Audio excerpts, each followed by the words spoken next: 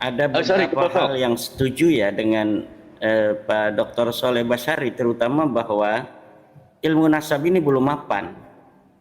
Buktinya dari Syekh Mati Rojai sendiri kemarin itu. Kita lihat Syekh Mati Rojai itu dia mempunyai kitab namanya Al-Muqibun. Di dalam kitab Al-Muqibun itu, kitab nasab, dia membuat atau dia setuju dengan teori para ahli nasab yang lain bahwa idza abbara an-nasabuna bil jumlatil ismiyati fahada yadullu 'alal hasri. Apabila seorang ahli nasab itu menggunakan diksinya jumlah ismiyah, maka ini menunjukkan makna hasr, artinya makna hanya segitu sesuai dengan apa yang disebutkan di dalam narasi. Seperti kalimat fa'aqibuhu min salasati banin, maka anaknya Ahmad itu hanya 3. Itu kalimat hanya, walaupun tidak ada secara harfiah, itu bisa dimaknai demikian di dalam kitab nasab karena menggunakan jumlah ismiyah. Fa'aqibuhu min salasati banin. Itu ada di dalam kitab Asy-Syajarah Al-Mubarakah. Fa'amma Ahmad bin Isa fa'aqibuhu min salasati banin. Ahmad bin Isa itu anaknya hanya 3. Dan di dalam kitabnya Mahdi Rojai juga Al-Muqibun disebutkan sama, bahwa apabila seorang ahli nasab mencatat nasab, jumlah anak atau jumlah yang berketurunan dengan angka, maka dan kemudian menggunakan jumlah ismiyah, maka anak yang berketurunan atau anaknya itu hanyalah sesuai dengan angka yang disebutkan. Tetapi ketika saya lihat dari penanya di video itu menanyakan itu, bagaimana katanya Syekh kalau seorang mengatakan dengan jumlah ismiyah, katanya itu menunjukkan mana hasr. Sama sekali di dalam terjemahan itu ya, saya tidak tahu apakah dia menjawab atau tidak, tetapi dalam terjemahan itu tidak ditanggapi pertanyaan dari penanya itu. Jadi Syekh Mahdi Rojai sama sekali tidak menanggapi bagaimana dengan teori yang telah ditulis oleh dirinya sendiri di dalam kitab Al-Muqibun. Kalaulah dia konsisten dengan basis teori ilmu nasab, maka sudah selesai bahwa memang tidak ada itu anak lain selain Muhammad, Ali, dan Husain. Karena Imam Fakhruddin Ar-Razi menggunakan jumlah ismiyah. Dan itu menunjukkan dengan keilmuannya, dengan pengetahuannya terhadap anak Ahmad bin Isa, Imam Fakhruddin Ar-Razi menyatakan anaknya yang berketurunan cuma 3. Tidak ada nama Abdullah, tidak ada nama Ubaidillah, apalagi namanya Ubaid. Tetapi kemudian kenapa ketika di dalam kitab yang dia tahqiq sendiri dengan menggunakan jumlah ismiyah, dia mengabaikan teori ahli nasab itu? Ini menunjukkan apa yang dikatakan oleh Dr. Soleh Basyari, Direktur Eksekutif CSIIS, adalah benar, bahwa ilmu nasab secara teori itu belum mapan. Buktinya orang yang bergelut dalam ilmu nasab sendiri seperti Syekh Mahdi Rojai tidak konsisten dengan teori yang coba dibangun oleh dia sendiri dalam kitabnya Al-Muqibun. Maka sekarang Dr. Soleh, Kang Yusuf Mars, ini sudah ada upaya dari para ahli nasab yang tercerahkan, semacam Khalil bin Ibrahim, kemudian siapa satu lagi, Al-Husaini, itu yang membangun basis dasar ilmu nasab, bukan hanya berdasarkan kajian daripada nasab ansih, tetapi juga berbasis daripada disiplin ilmu lainnya seperti antropologi, sosiologi, historiografi, bahkan memasukkan DNA sebagai bagian dari variabel yang bisa untuk menjadi basis alasan menetapkan nasab. Ini sudah mulai dibangun. Jadi insya Allah ke depan itu mungkin dengan adanya diskursus nasab Ba'lawi ini, Ba'lawi ini membawa barokah juga, bahwa kemungkinan besar kita akan mengalami revolusi teori ilmu nasab, sehingga dia kemudian menjadi teori yang mapan di masa depan.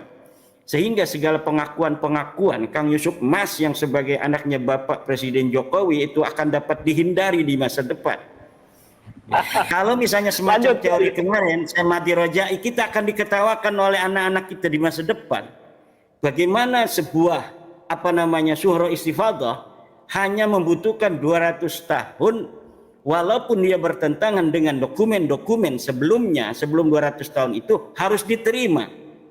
Nah, ini sangat tidak masuk dalam logika awam saja tidak masuk ini, apalagi logika filsafat yang bisa untuk diuji di dalam meja ilmiah. Nah, kemudian mengenai alasan daripada Mahdi Rojai yang belum saya sedikit ulas, yaitu tentang bahwa alasan Mahdi Rojai bahwa jangan kita membayangkan zaman Ubaid itu seperti zaman kita.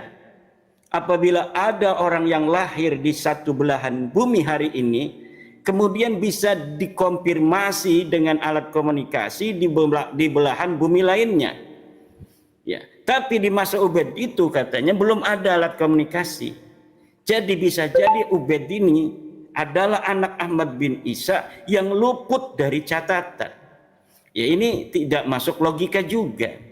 Kalaulah misal anak-anak lainnya ini tidak dicatat, ini masuk logika. Tapi wong anak lainnya udah dicatat, Muhammad Ali Hussein, kenapa Ubaid ini tidak bisa dicatat?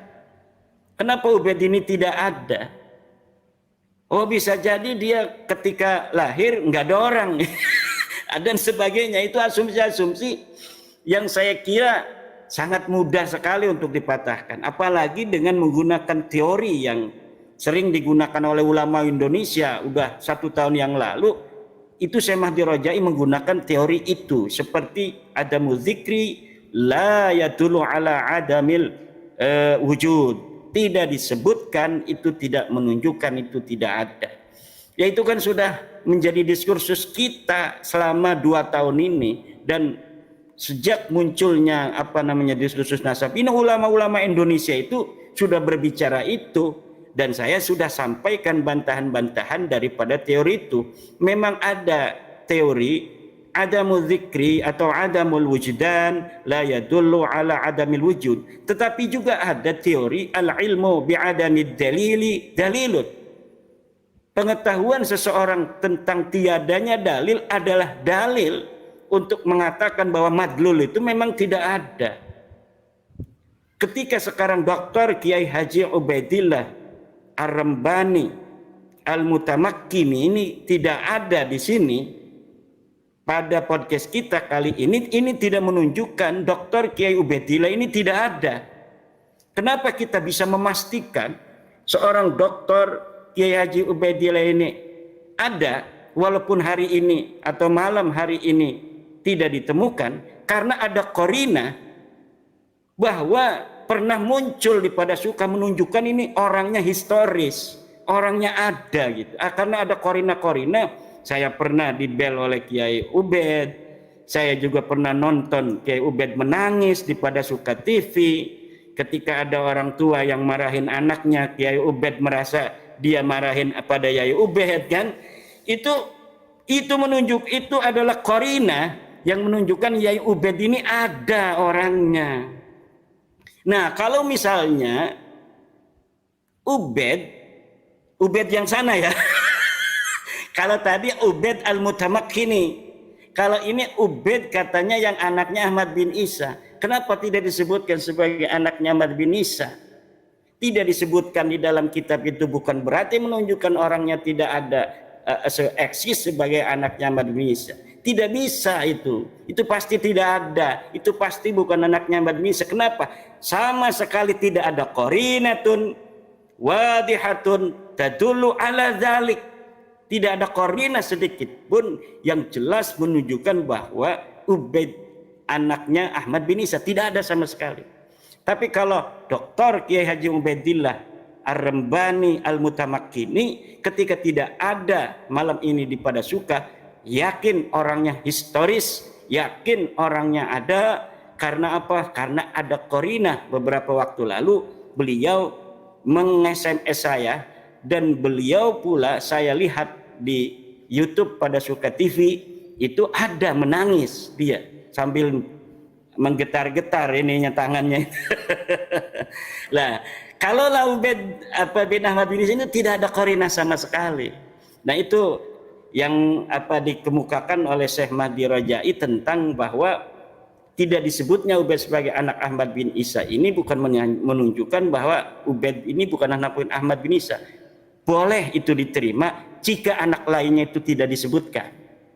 Tapi ketika anak yang lain disebutkan, kenapa Ubed tidak disebutkan? Jawabannya hanya satu, karena memang Ubed ini bukan anak Ahmad bin Isa. Itu saja.